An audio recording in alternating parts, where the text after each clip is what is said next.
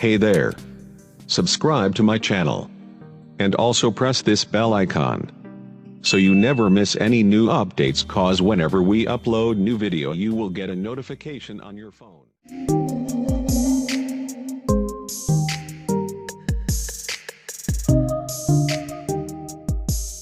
तो बेटा last class में हमने कुछ पढ़ा था बैलेंस्ड केमिकल इक्वेशन के बारे में। तो आई होप आपको वो चीज़ समझ में आ गई होगी। ठीक है, और धीरे धीरे मैं अपनी ये सीरीज आगे बढ़ाता जा रहा हूँ। तो आज की हम इस वीडियो में कुछ नए टॉपिक पढ़ने वाले हैं। ठीक है, तो केमिकल बैलेंस्ड केमिकल इक्वेशन में हमने इक्वेशन को बैलेंस करना सीखा था। अब जो आज का टॉपिक है उसमें मेनली टॉपिक हमारा टाइप्स ऑफ केमिकल रिएक्शन सीखने का है। ठीक है, तो मैं अंकित कौशल, मैं आपका स्वागत करता हूँ हमारे चैनल साइंस एडिक्ट और संजय क्लासेस पर। ठीक है, अगर आपको हमारे से रिलेटेड कोई भी इंफॉर्मेशन चाहिए, कोई भी इंक्वायरी हो, तो ये संजय सर का नंबर है, इस पर आप उनसे कांटेक्ट कर सकते हो। ये मेरा नंबर है, आप इस पर कांटेक्ट कर सकते हो। ठीक है, तो टाइम ख़राब ना करते हुए मैं आगे बढ़ता हूँ। और सबसे पहले मैं अपना टॉपिक जो मुझे डिस्कस करना है वो है हमारा क्या, केमिकल रिएक्शंस में जो रिएक्टेंट्स, जो प्रोडक्ट बनते हैं, उनकी फ़िज़िकल स्टेट को लिखना।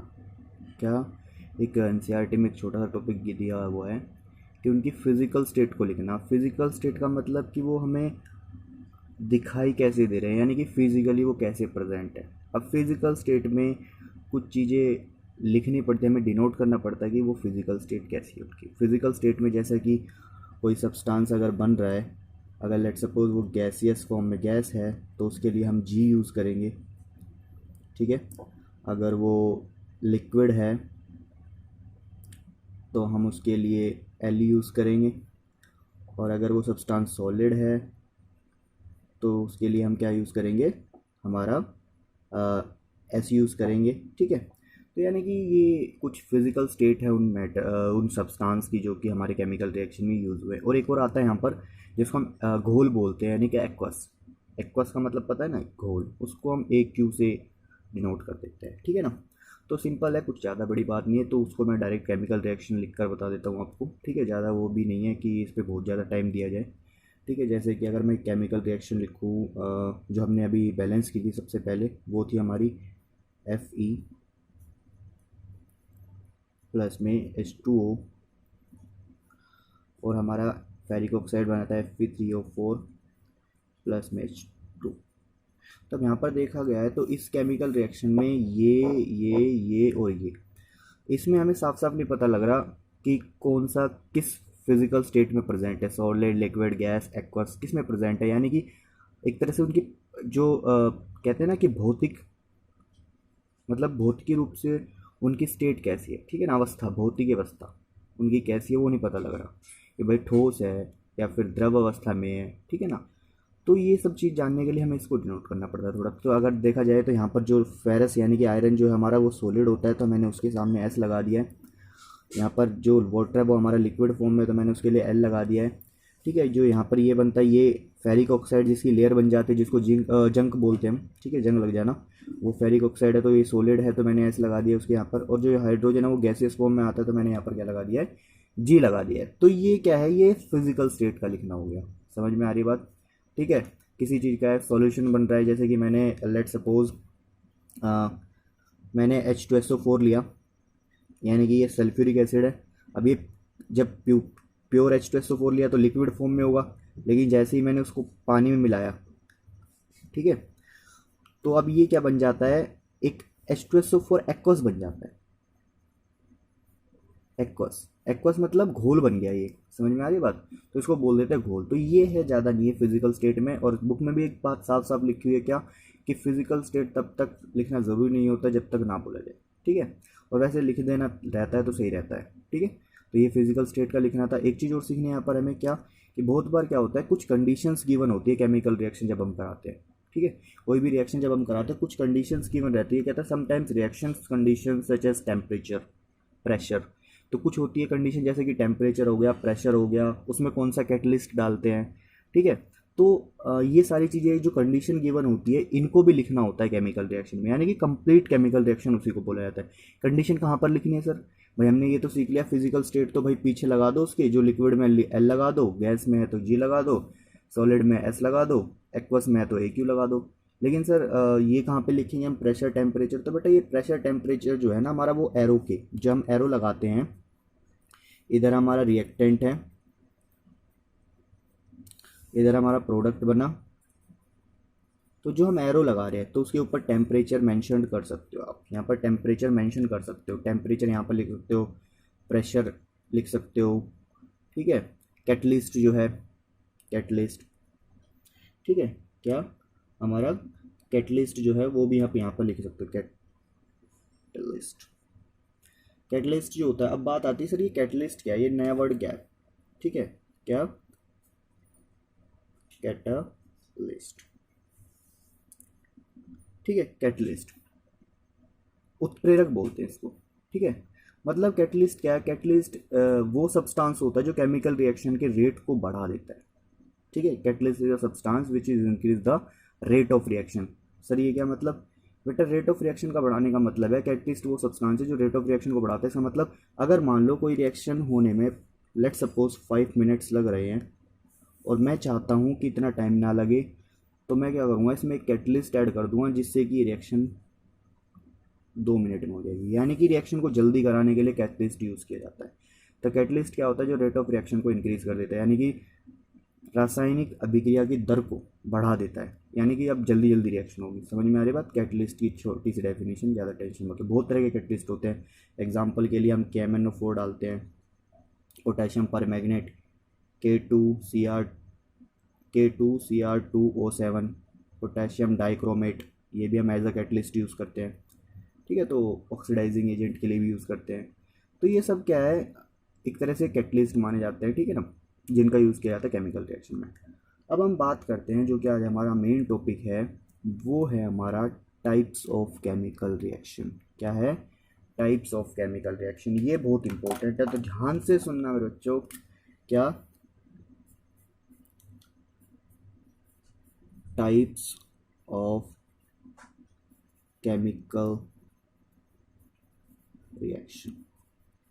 तो कुछ टाइप्स की केमिकल रिएक्शन है जो हमें सीखनी है। तो सबसे पहले हमें सीखनी है, जो कि आज की इस वीडियो में हम अच्छे से पढ़ने वाले हैं, वो है हमारी one and only combination reaction.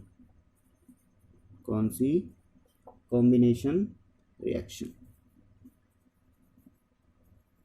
बहुत ज़्यादा इजी है बेटा, टेंशन मत लेना। कॉम्बिनेशन रिएक्शन को हिंदी में बोला जाता है संयोजन अभिक्रिया। क्या बोला जाता है? संयोजन अभिक्रिया। तो बेटा हिंदी वाले बच्चे टेंशन मत लेना, बिल्कुल भी पूछते रहना, ठीक है। अब संयोजन अभिक्रिया, बेटा देखो नाम से ही पता लग रहा है संयोजन, कॉम्बिनेशन, नाम पर जाओ। रिएक्शन का तो मतलब पता है हमें, अभिक्रिया का तो मतलब पता है, ठीक है। नाम पर जाओ। कॉम्बिनेशन, संयोजन, दोनों का मतलब होता है मिलना, किसी चीज़ का संयोजन होना, यानी कि संयोजन, कंबाइन होना, ठीक है, कंबाइन फॉर्म। तो मतलब क्या है इसका? जुड़ना। क्या मतलब है इसका? जुड़ना। तो केमिकल रिएक्शन, कौन सी केमिकल रिएक्शन है? Combination chemical reaction. Combination chemical reaction में क्या होता है? कॉम्बिनेशन केमिकल रिएक्शन बेटा वो रिएक्शन होती हैं जिसमें 2 या 2 से ज़्यादा रिएक्टेंट्स, ध्यान से सुनो बेटा, 2 या 2 से ज़्यादा रिएक्टेंट्स आपस में कंबाइन होकर एक सिंगल प्रोडक्ट बनाते हैं। दोबारा सुनो, क्या मैंने बोला? 2 या 2 से ज़्यादा रिएक्टेंट्स, यानी कि 2 या 2 से ज़्यादा अभिकारक मिलकर एक सिंगल प्रोडक्ट, यानी कि एक एकल उत्पाद का निर्माण करते हैं। समझ में आ रही बात? तो a reaction in which a single product is formed, a reaction in which a single product is formed from 2 or more reactants in known as combination reaction. समझ में आई बात? यानी कि जिसमें 2 या 2 से ज़्यादा रिएक्टेंट्स मिलकर क्या बनाते हैं? एक सिंगल प्रोडक्ट बनाते हैं, उसको हम कॉम्बिनेशन रिएक्शन बोलते हैं। तो मैं डेफिनेशन यहाँ पर लिख देता हूँ, वैसे मैं नोट्स दे दूंगा अगर आपको किसी का मैसेज आता तो। अ रिएक्शन, मैं शॉर्ट फॉर्म में लिख देता हूँ, a reaction in which a single product, बेटा ये इंपॉर्टेंट है यहाँ पर, a single product is formed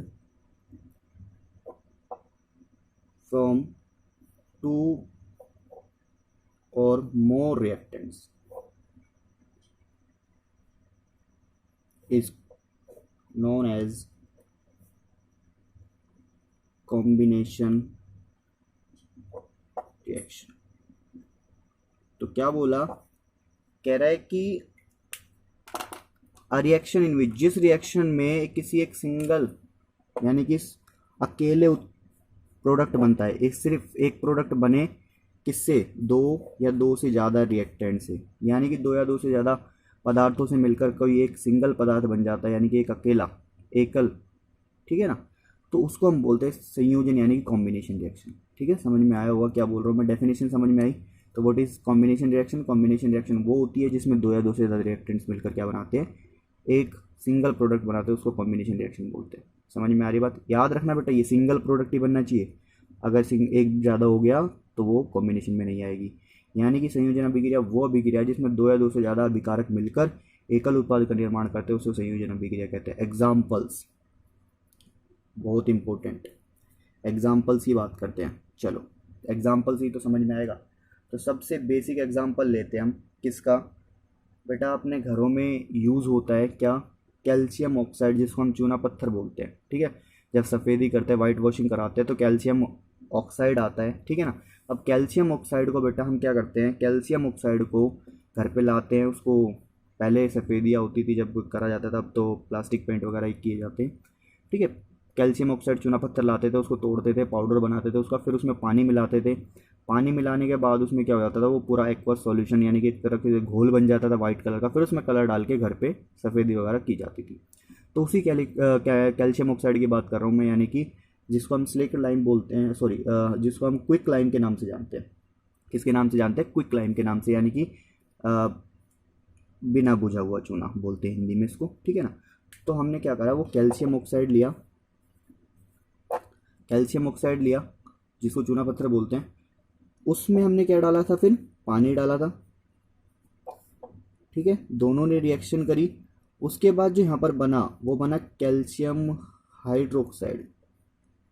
क्या बना? Calcium hydroxide. बेटा ये एक्वस फॉर्म में बनेगा क्योंकि क्या था, ये सॉल्यूशन था, तो ये हमारा लिक्विड फॉर्म में हो जाएगा, ये हमारा सॉलिड फॉर्म में आता है। ठीक है, तो कैल्शियम हाइड्रोक्साइड, तो यानी कि ध्यान से देखो, दो रिएक्टेंट्स मिलकर क्या बना रहे हैं, एक अकेला प्रोडक्ट बना रहे हैं। यानी कि यहाँ पर देखो ध्यान से, ये दोनों रिएक्टेंट्स है और ये क्या, अकेला प्रोडक्ट है। तो ऐसी रिएक्शन जिसमें दो या दो से ज़्यादा, एक, ठीक है, ऐसी रिएक्शन जिसमें दो या दो से ज़्यादा रिएक्टेंट्स मिलकर एक प्रोडक्ट बनाते हैं, उसको हम कॉम्बिनेशन रिएक्शन बोलते हैं, यानी कि संयोजन अभिक्रिया बोलते हैं। समझ में आई बात? तो अब इसको हम समझते हैं थोड़ा सा। ठीक है, केमिकल जो हमारी कैल्शियम ऑक्साइड था, तो कैल्शियम ऑक्साइड जो होता है वो जैसे ही वाटर के साथ रिएक्शन करता है तो वो बहुत तेज़ी से रिएक्शन करता है, विगसली रिएक्ट करता है और स्लेक्ट लाइम बनाता है। यानी कि हमारा इसको स्लेक्ट लाइम बोलते हैं। क्या बोलते हैं? स्लेक्ट लाइम, लाइम मतलब चूना। और ये था हमारा क्विक लाइम, क्विक लाइम। ठीक है, ये सारे नोट्स में लिखा हुआ है, टेंशन मत लो आप। ठीक है, तो ये बनाता है। अब बात आती है चूना पत्थर जो यहाँ पर एक्वस सॉल्यूशन बना है कैल्शियम हाइड्रोक्साइड। बेटा जब ये रिएक्शन होती है ना, जैसे लेट सपोज ये कंटेनर था हमारा, ठीक है, ये कंटेनर था, इसमें हमने चूना पत्थर डाला और इसमें पानी मिलाया। तो पानी मिलाने के बाद बिना किसी के चीज़ के, यहाँ पर पता है एक चीज़ देखने को मिलती है तुम्हारे को, क्या? पहली बात तो तुमने यहाँ पर जब चूना पत्थर ऐड किया, ठीक है, और इसमें जैसी वाटर था जो वो इसके साथ रिएक्शन करेगा तो क्या बना लेगा, ये क्या है मेरा, कैल्शियम हाइड्रोक्साइड। इसको क्या बोलते हैं? Calcium hydroxide. ठीक है, तो इनके नाम लिख सकते हो आप। जो हमारा इसका नाम है हमारा क्या, कैल्शियम ऑक्साइड। ये तो पता ही है वाटर है। ये हमारा कैल्शियम हाइड्रोक्साइड, क्या है? Calcium hydroxide. आई थिंक सबको पता भी होगा। ठीक है, कैल्शियम हाइड्रोक्साइड। अब जैसे ही इन दोनों को मिलाया कैल्शियम हाइड्रोक्साइड बना, इसमें साथ में क्या होता है, हीट रिलीज होती है। क्या होता है? हीट रिलीज होती है। हीट रिलीज होती है, यानी कि ड्यूरिंग द रिएक्शन क्या होता है, हीट रिलीज होती है यहाँ पर बहुत ज़्यादा अमाउंट में। ठीक है ना, तो इसलिए ये क्या होता है, जब हम ऐसा करते हैं ना तो ये अपने आप गर्म हो जाता है। ठीक है, हीट रिलीज हो रही है। समझ में आ रही बात? तो इस रिएक्शन को क्या बोलते हैं? कॉम्बिनेशन रिएक्शन बोलते हैं। क्या बोलते हैं? कॉम्बिनेशन। फिर इसी घोल को हम कलर मिलाकर क्या करते हैं? दीवारों पर लगा देते हैं। समझ में आई बात? तो कौन सी रिएक्शन होती है? कॉम्बिनेशन रिएक्शन, जिसमें दो या दो से ज़्यादा रिएक्टेंट्स मिलकर क्या करते हैं? एक सिंगल प्रोडक्ट बनाते हैं, उसको हम कॉम्बिनेशन रिएक्शन बोलते हैं। समझ में आ गई बात? चलो जी, आगे और पढ़ते हैं थोड़ा सा।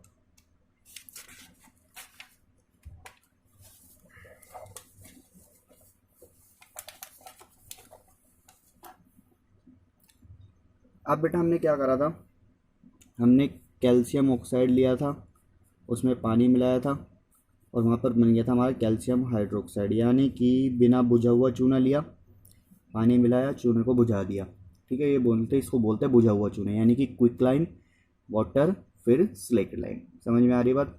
ठीक है, अब इसको, इस वाले कैल्शियम हाइड्रोक्साइड के सॉल्यूशन को हम क्या करते हैं? वॉल्स पे लगाते हैं, दीवारों पे लगाते हैं। अब सबको पता है दीवारों के चारों तरफ क्या होती है? Carbon dioxide. क्या होती है? Carbon dioxide. तो ये कैल्शियम हाइड्रोक्साइड ऑक्साइड इस दीवार के चारों तरफ उपस्थित, यानी कि प्रेजेंट कार्बन डाइऑक्साइड के साथ रिएक्शन करता है। और यहाँ पर एक रिएक्शन और होती है, जिससे क्या बनता है हमारा?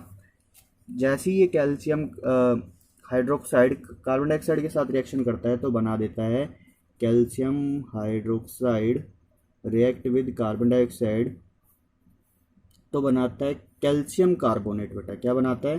कैल्शियम कार्बोनेट साथ में वाटर। ये क्या है? इसी को ही बोलते हैं बेटा कैल्शियम कार्बोनेट। क्या बोलते हैं? Calcium carbonate. यानी कि ये वो, अब क्या होता है, जैसे तुमने दीवार पे लगाया तो कुछ दिन बाद इस दीवार की जो लेयर है, इसके ऊपर सॉरी, इस वॉल्स पर क्या है, कुछ लेयर बनना स्टार्ट हो जाती है, जिससे कि थोड़े दिन बाद तुम देखते होगे जब तुम वाइट वॉशिंग करते हो, उसके कुछ दिन बाद क्या होता है? दीवार पे चमक आना स्टार्ट हो जाती है। वो चमक किसकी है?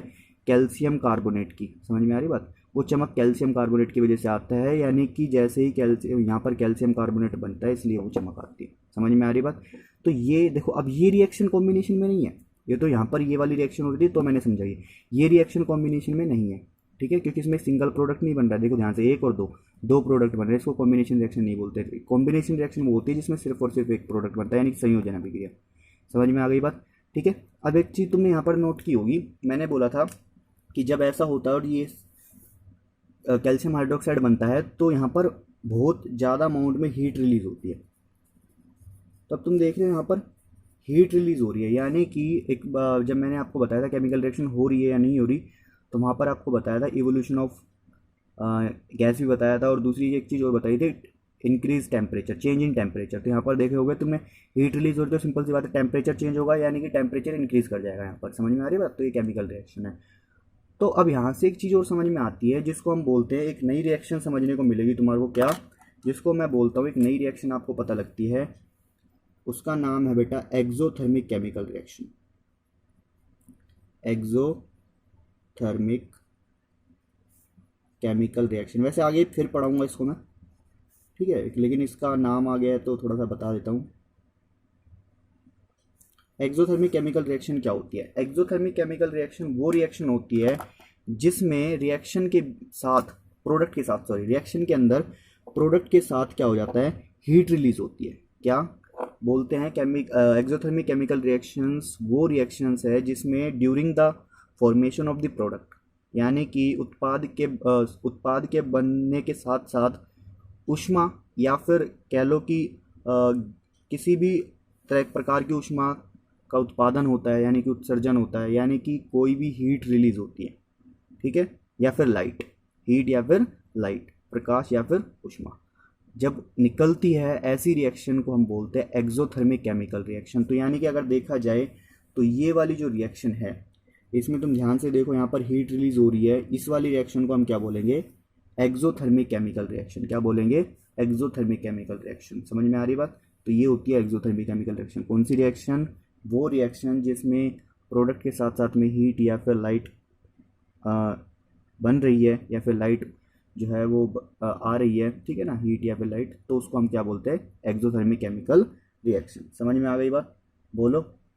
चलो जी, तो एक्सोथर्मिक केमिकल रिएक्शन समझ में आया होगा। कुछ हम क्या कहते हैं, कॉम्बिनेशन के और भी एग्जाम्पल देख लेते हैं। तो एक्सोथर्मिक का तो एक ही एग्जाम्पल हो गया ये वाला, कौन सा? कैल्शियम ऑक्साइड प्लस में H2O जो है कैल्शियम हाइड्रोक्साइड प्लस में हीट, ये भी एक एक्सोथर्मिक रिएक्शन। और भी आगे आएंगे एक्सोथर्मिक रिएक्शन, वो भी मैं बता दूंगा, ठीक है ना। और भी लिख सकते हैं वैसे तुम, बर्निंग ऑफ कोल हो गया, ठीक है, बर्निंग ऑफ नेचुरल गैस हो गया, ठीक है। ये सारी क्या एक्सोथर्मिक केमिकल रिएक्शन। जैसे burning of coal, burning of coal में क्या होता है, कोल लिया उसको जलाया तो कार्बन डाइऑक्साइड CO2 बनेगी, ठीक है ना। तो ये भी क्या है, अच्छा ये कॉम्बिनेशन रिएक्शन भी ध्यान से देखो, इस रिएक्शन में क्या है, एक सिंगल प्रोडक्ट भी बन रहा है दो से मिलकर, समझ में आ रही बात, दो से मिलकर क्या हो रहा है, एक सिंगल प्रोडक्ट भी बन रहा है, तो इसको हम क्या बोलेंगे, कॉम्बिनेशन रिएक्शन भी, और साथ में क्या है, हीट भी निकलेगी इसमें, तो ये क्या है, एक एक्सोथर्मिक केमिकल रिएक्शन भी है। समझ में आई बात। Burning of natural gas, burning of natural gas मतलब जो हमारी नेचुरल गैस होती है, कौन सी होती है, मीथेन गैस। जैसे हम उसको जलाएंगे तो किसके साथ रिएक्शन होगी, O2 के साथ रिएक्शन होगी, ठीक है ना। तो क्या बनेगा हमारा, CO2 बनेगी, साथ में क्या बनेगा, पानी बनेगा। तो आप देख रहे हो यहाँ पर, और साथ में एनर्जी भी नहीं होती है। एनर्जी का मतलब भी वही है, ऊष्मा, ठीक है, या फिर हीट, बात एक ही है, एनर्जी, ठीक है। तो इस वाली रिएक्शन में भी क्या हो रहा है, साफ साफ पता लग रहा है कि एनर्जी आ रही है, यानी कि ऊष्मा वगैरह जो भी है, ठीक है, हीट वगैरह आ रही है। तो इसका मतलब क्या है, ये एक्सोथर्मिक रिएक्शन। समझ में आ रही बात। तो यहाँ पर हमने दो रिएक्शंस पढ़ी, कौन कौन सी, कॉम्बिनेशन रिएक्शन और एक्सोथर्मिक रिएक्शन, ठीक है। तो what is combination reaction, combination reaction वो होती है जिसमें दो या दो से ज़्यादा रिएक्टेंट्स मिलकर एक सिंगल प्रोडक्ट बनाते हैं, उसको हम कॉम्बिनेशन रिएक्शन बोलते हैं, ठीक है। यानी कि संयोजन अभिक्रिया, संयोजन अभिक्रिया, संयोजन से याद रखो इसको, किसी चीज़ का मिलना, ठीक है। जब दो या दो से ज़्यादा अभिकारक मिलकर एक किसी एकल उत्पाद का निर्माण करते हैं, उसको संयोजन अभिक्रिया कहते हैं। कुछ एग्जांपल्स मैंने आपको बताए, आपकी बुक में भी ये एग्जांपल्स, ठीक है ना। फिर हमने क्या सीखा, exothermic chemical reaction. Exothermic chemical reaction कौन सी होती है, एक्सोथर्मिक केमिकल रिएक्शन वो रिएक्शन होती है जिसमें प्रोडक्ट के साथ साथ में क्या निकलती है, हीट या फिर एनर्जी बनती है। समझ में आ रही बात, उसको हम एक्सोथर्मिक केमिकल रिएक्शन कहते हैं। यानी हिंदी में इसको बोलते हैं बेटा ऊष्माक्षेपी रासायनिक अभिक्रिया। ऊष्माक्षेपी मतलब जिसमें ऊष्मा का निर्माण हो रहा है। समझ में आ रही बात। फिर हमने कुछ केमिकल, इंपॉर्टेंट केमिकल रिएक्शन पढ़ी इस चैप्टर की। क्या, एक तो हमारी ये वाली केमिकल रिएक्शन थी, इसमें क्या था, जो हमारा कैल्शियम ऑक्साइड था, वाटर के साथ रिएक्शन करके कैल्शियम हाइड्रोक्साइड बना रहा है, जिसमें हीट भी निकल रही है साथ में। उसी कैल्शियम हाइड्रोक्साइड को वॉल्स पे लगा दिया जाता है, दीवारों पर लगा दिया जाता है, ठीक है, जब वाइट वॉशिंग की जाती है। तो उस वाइट वॉशिंग के बाद क्या होता है, जैसे ही वो कैल्शियम हाइड्रोक्साइड दीवारों पर लगाया, तो कुछ टाइम बाद क्या होता है, वो जैसे ही कार्बन डाइऑक्साइड से रिएक्शन करता है, कार्बन डाइऑक्साइड से रिएक्शन करने के बाद क्या होता है, वो कैल्शियम कार्बोनेट, यानी कि 2-3 दिन बाद तुम देखोगे तो उस दीवार पर कैल्शियम कार्बोनेट का फॉर्मेशन होता है। इस कैल्शियम कार्बोनेट के फॉर्मेशन से ही क्या होता है, उस दीवार पर चमक आती है। समझ में आ रही बात। तो ये कैल्शियम कार्बोनेट का फॉर्मेशन होता है, ठीक है। तो ये देखी थी हमने, और कुछ हमने एक्सोथर्मिक केमिकल रिएक्शन देखी। समझ में आई बात, बोलो बेटा। तो आज की वीडियो में बस इतना ही, आपको दो चीज़ें सिखाई है, और दोनों चीज़ों को अच्छे से बुक से पढ़ो, ठीक है ना। नहीं समझ में आए तो कमेंट करो, ठीक है, मैसेज करो मेरे को। और अगर समझ में आई ये वीडियो तो इसको लाइक करो, ठीक है ना। अगर आपको अच्छे से समझ में आई है तो इस मेरी वीडियो को लाइक करना, और अपने फ्रेंड्स में शेयर करना मत भूलना बिल्कुल भी, ठीक है ना, शेयर ज़रूर कर देना। और मेरे चैनल को सब्सक्राइब करो, ताकि जो भी 10th के बच्चे हैं, और ज़रूरी नहीं है मैं सिर्फ 10th, ठीक है ना, आपके लिए 11th 12th की वीडियो भी डालूंगा, लेकिन अभी मैं थोड़ा सा 10th के लिए डाल रहा हूँ, ठीक है ना। तो 10th के बच्चे ज़रूर सब्सक्राइब करें, बाकी भी, ठीक है ना। तो लाइक करो, शेयर करो और सब्सक्राइब करो, ठीक है। शेयर जरूर कर देना बेटा अपने फ्रेंड्स में, ताकि वो भी अच्छे से समझ सके, ठीक है। और अगर कोई भी दिक्कत आती है तो आपको मैंने अपना नंबर दिया ही था, 8745049803। इस पर आप क्या कर सकते हो, डायरेक्ट मैसेज कर सकते हो मेरे को, ठीक है। आपके डाउट क्लियर कर दिए जाएंगे। समझ में आ रही बात। दोबारा बोल रहा हूँ बेटा, हमारे चैनल संजय क्लासेस को भी सब्सक्राइब करना, ताकि आपको हर एक सब्जेक्ट की वीडियोज़ वहाँ से मिल सके, ठीक है। ओके जी।